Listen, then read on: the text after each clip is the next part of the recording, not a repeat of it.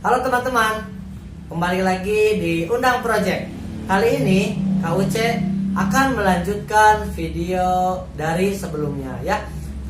Di video sebelumnya kita bahaskan tentang organ pencernaan pada manusia. Kali ini KUC akan membahas tentang makanan bergizi dan organ atau alat pencernaan pada hewan. Tentunya masih di kelas 5 pelajaran IPA atau sains. Oke?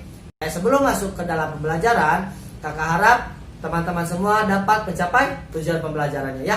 Yang pertama yaitu menjelaskan organ pencernaan manusia dan hewan beserta fungsinya. Yang kedua, menjelaskan macam-macam penyakit pada organ pencernaan. Ketiga, menjelaskan cara memelihara kesehatan organ pencernaan. Yang keempat, menjelaskan zat gizi yang dibutuhkan oleh tubuh dan membuat model sederhana organ pencernaan manusia atau hewan. Nah, itu dia tujuan pembelajaran kita kali ini ya. Oke, kita masuk ke dalam pembahasan yang pertama, yaitu makanan bergizi. Nah, makanan bergizi ini ada 6 poin ya. 6 poin ini yang kita butuhkan oleh tubuh. Yang pertama ada karbohidrat, protein, lemak, vitamin, mineral, dan yang terakhir yaitu air. Oke, kita bahas satu persatu dari makanan ini. Yang pertama yaitu karbohidrat. Ialah sumber energi utama bagi tubuh. Karbohidrat dapat berupa zat tepung atau amilum seperti nasi, gandum, dan umbi. Nah, umbi ini akar-akaran ya, seperti kentang ataupun singkong. Karbohidrat juga dapat berbentuk zat gula atau glukosa yang rasanya manis. Nah, bahwa karbohidrat ini sumber utama yang dibutuhkan oleh tubuh ya. Sebagai contoh, kakak ambil ada nasi dan ada roti. Oke? Nah, itu dia karbohidrat. Yang kedua yaitu protein. Protein merupakan zat pembangun tubuh karena berfungsi membentuk sel-sel tubuh dan memperbaiki sel tubuh yang rusak. Nah, di usia pertumbuhan teman-teman sekarang sangat bagus jika banyak mengkonsumsi protein ya. Karena dapat membangun sel-sel tubuh dan juga berfungsi untuk memperbaiki sel tubuh yang rusak. Jika misalnya di kulit teman-teman terjadi luka, nah itu salah satunya dibantu oleh protein. Protein ini terbagi menjadi 2 ya, ada protein hewani dan protein nabati. Nah, bedanya kalau protein hewani dia sumbernya dari hewan tentunya ya. Nah, kakak ambil contohnya yaitu ada daging misalnya, susu. Nah, itu salah satu contoh dari protein hewani. Sedangkan protein nabati atau protein yang berasal dari tumbuhan, nah kakak ambil contoh yaitu tahu ya, yang bersumber dari kacang kedelai. Selain tahu ada juga tempe. Oke? Selanjutnya yaitu ada lemak. Lemak berfungsi sebagai cadangan energi bagi tubuh. Kemudian pelarut vitamin A, D, E, dan K, dan melindungi organ. Kelebihan lemak dapat mengakibatkan kegemukan ya. Kalau teman-teman merasa gemuk atau misalnya badannya merasa lebih besar dari usia teman-teman lainnya, nah jangan-jangan teman-teman banyak mengandung lemak di badannya ya. Kemudian lemak ini juga sebagai cadangan energi. Jadi ketika di dalam tubuh karbohidrat sudah tidak ditemukan lagi, maka lemak yang menjadi cadangan makanannya. Maka lemak yang akan diserap oleh tubuh untuk menjadi energi bagi tubuh kita. Oke? Dan yang selanjutnya yaitu vitamin. Vitamin yang dibutuhkan oleh tubuh yaitu vitamin A, B, C, D, E, dan K. Buah dan sayur, makanan yang banyak mengandung vitamin. Vitamin ini penting bagi tubuh. Jika tubuh kekurangan vitamin, maka kerja tubuh dapat terganggu. Salah satunya yaitu teman-teman bisa merasakan lemas ya. Sebagai contoh, kakak ambil gambar di sini terdapat banyak sekali sayuran dan buah-buahan. Oke? Selanjutnya yaitu, nah, ini dia teman-teman, beberapa daftar dimulai dari vitamin A sampai vitamin K. Di sini terdapat sumber vitamin dan fungsi dari masing-masing vitamin ya. Silakan teman-teman lihat, kemudian dipelajari juga. Nanti di deskripsi kakak akan share link tentang tabel vitamin ini. Oke? Selanjutnya yaitu mineral. Mineral dibutuhkan oleh tubuh sangat sedikit. Nah, mineral yang dibutuhkan ada kalsium dan fosfor, zat besi, dan yodium. Kalsium dan fosfor ini berfungsi untuk pembentukan tulang dan gigi yang kuat. Nah, sumbernya banyak terdapat di keju dan susu ya. Yang kedua ada zat besi untuk pembentukan hemoglobin, yaitu meningkatkan oksigen dalam darah. Dan terakhir yaitu yodium untuk pertumbuhan dan perkembangan. Jika teman-teman kekurangan yodium, ini dapat mengakibatkan penyakit gondok. Nah, penyakit gondok ini yaitu benjolan yang terdapat di leher.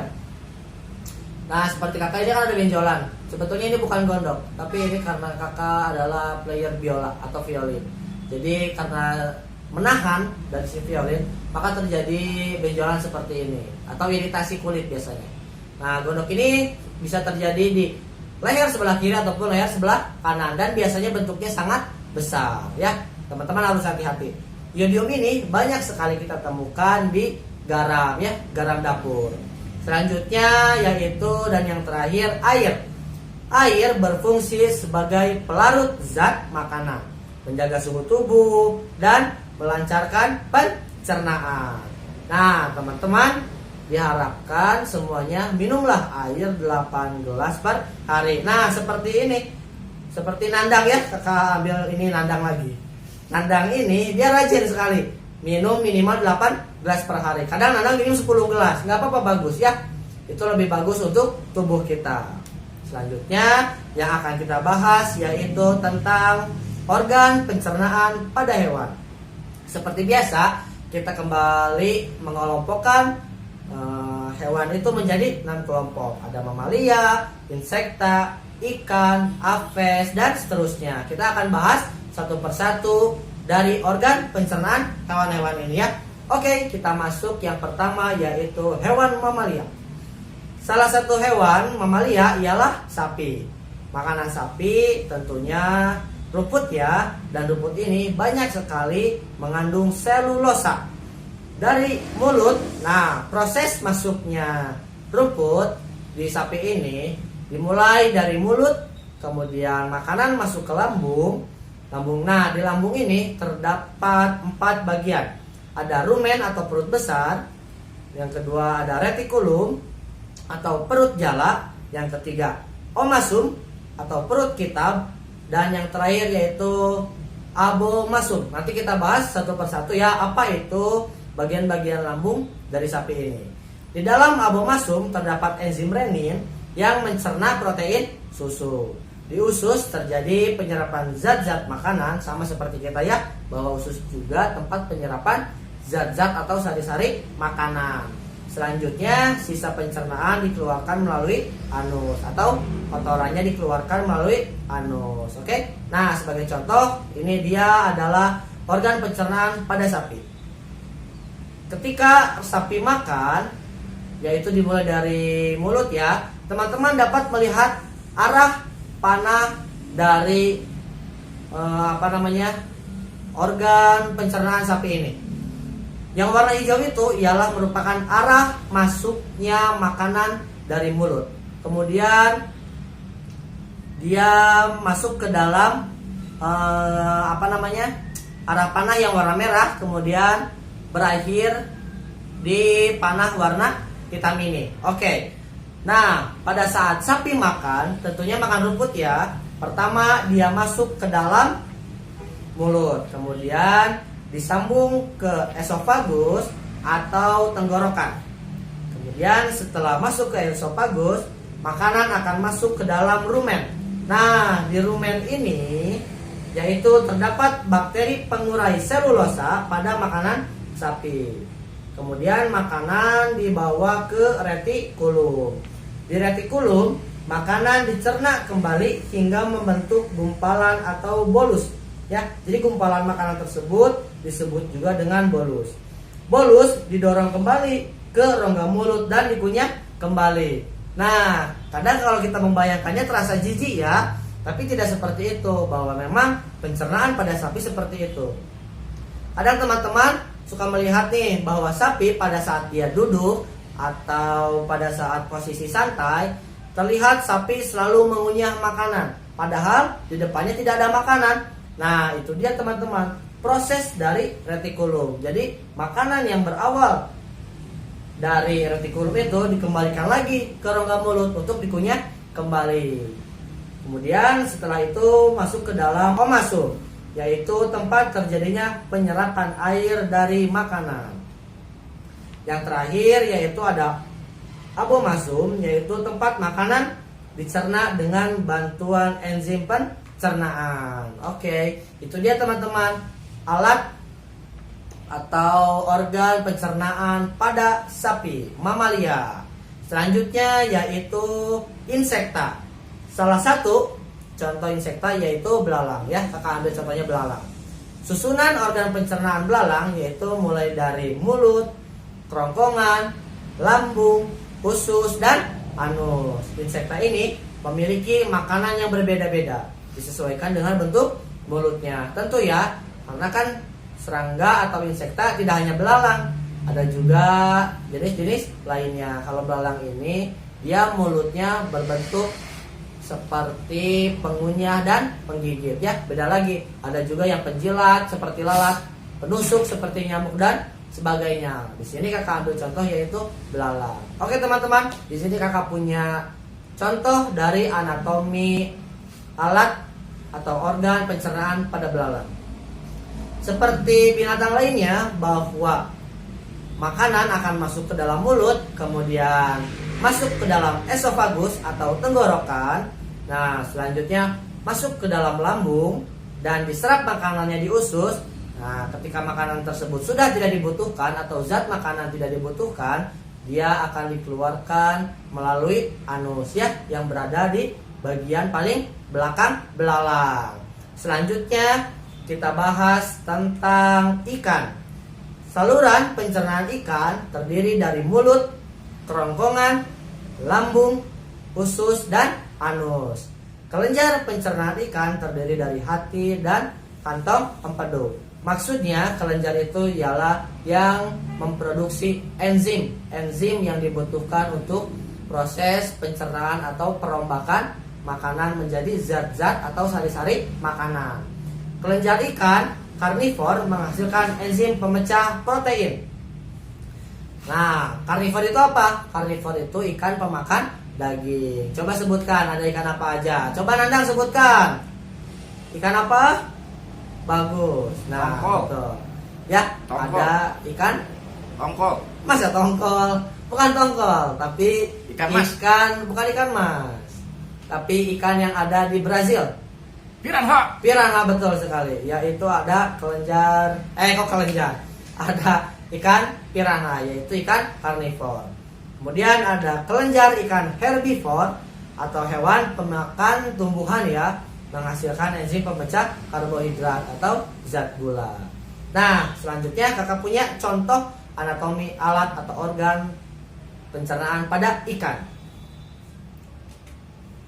Seperti halnya binatang lain, bahwa ikan memiliki mulut, kemudian alat pencernaan lainnya. Nah, makanan mulai masuk di mulut ikan, kemudian masuk ke esofagus atau tenggorokan ikan, kemudian masuk ke lambung, selanjutnya dicerna makanan tersebut di usus, dan berakhir di anus bagi zat atau sari-sari makanan yang sudah tidak dibutuhkan ya. Teman-teman juga bisa melihat posisi pankreas di ikan ini.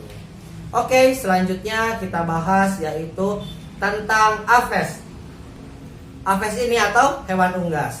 Saluran pencernaan apes diawali dari paruh atau mulutnya ya, yang berfungsi sebagai gigi. Jadi di apes ini dia tidak memiliki gigi, tapi langsung dikunyah di paruhnya. Kemudian masuk ke rongga mulut dan kerongkongan. Kemudian makanan disimpan di tembolok. Jadi ada namanya bagian tembolok. Nanti kita lihat ya seperti apa bentuk tembolok itu. Makanan dicerna di dalam lambung dengan bantuan enzim. Sari-sari makanan diserap di dalam usus, lalu sisa pencernaan dibuang melalui kloaka. Nah, apa itu kloaka? Mengapa zat atau makanan yang sudah tidak dibutuhkan di apes dikeluarkannya tidak di anus, tapi disebut dengan kloaka? Nah, bahwa di apes ini dia memiliki kloaka. Kloaka itu yaitu tempat keluarnya feses, kemudian tempat keluarnya air seni dari apes tersebut, kemudian kloaka juga berfungsi sebagai tempat reproduksinya hewan itu. Oke, jadi untuk proses pembuangan feses, kemudian melakukan reproduksi, nah itu di satu lubang yang sama yang disebut dengan kloaka. Oke, selanjutnya kakak punya contoh gambar yaitu ayam ya. Kemarin kan kita sering burung ya, kakak ganti sekarang jadi ayam. Ingat bahwa makanan dimulai dari paruh sekaligus menggigit makanan atau mengunyah makanan tersebut. Selanjutnya masuk ke dalam esofagus, disimpan makanan tersebut di dalam tembolok. Selanjutnya makanan dicerna di usus halus, masuk ke usus besar. Jika makanan tersebut sudah tidak dibutuhkan atau dikeluarkan berbentuk feses, nah ini melalui lubang kloaka. Ya, ingat bahwa lubang kloaka ini satu lubang memiliki 3 fungsi. Yang pertama sebagai tempat keluarnya feses atau kotoran, yang kedua tempat keluarnya air seni, dan yang ketiga yaitu sebagai tempat bereproduksi hewan tersebut. Selanjutnya kita bahas reptilia. Salah satunya yaitu kakak ambil contoh buaya ya. Saluran pencernaan buaya terdiri dari mulut, kerongkongan, lambung, usus, dan kloaka. Nah, di reptil juga dia menggunakan lubang yang sama seperti apes ya, yaitu kloaka. Ingat fungsinya ya teman-teman. Selanjutnya, kelenjar pencernaan buaya ini terdiri dari hati dan pankreas. Nah, ini dia anatomi organ pencernaan dari buaya. Seperti yang teman-teman lihat bahwa makanan seperti biasa masuk ke dalam mulut, selanjutnya masuk ke esofagus atau kerongkongan. Nah, selanjutnya makanan masuk ke dalam lambung dari buaya ini. Nah, jika sudah tidak dibutuhkan lagi zat atau sisa-sisa makanannya, dia dikeluarkan melalui kloaka. Oke, itu dia tentang organ pencernaan pada buaya. Dan yang terakhir yaitu amfibi. Saluran pencernaan amfibi ini, kakak ambil contohnya katak, terdiri dari mulut, kerongkongan, lambung, usus, dan kloaka. Nah, jadi ada 3 jenis hewan yang memiliki kloaka. Ada apes, kemudian reptilia, dan amfibi. Nah, kelenjar pencernaan dari katak ini ialah hati dan pankreas. Ingat ya, bahwa kelenjar pencernaan itu ialah organ atau tempat berproduksinya enzim yang dibutuhkan untuk proses pencernaan. Nah, selanjutnya kita akan melihat gambar dari organ pencernaan pada katak. Ingat bahwa semua hewan selalu memasukkan makanannya melalui mulut ya. Kemudian makanan tersebut masuk ke dalam kerongkongan, yaitu saluran antara mulut dan lambung. Makanan masuk ke lambung dan diserap makanan tersebut di usus. Dan terakhir, jika makanan tersebut sudah tidak dibutuhkan atau zat sisa dari pencernaan dikeluarkan melalui kloaka. Teman-teman bisa lihat juga di sini ada posisi hati dan posisi pankreas pada katak. Itu dia teman-teman video pembelajaran kita kali ini. Lengkap sudah tentang bab 3 yaitu organ pencernaan pada manusia dan hewan. Jika teman-teman ada yang ingin ditanyakan, silahkan teman-teman mengisi di kolom komentar. Selalu ingat like, comment, and subscribe di Undang Project.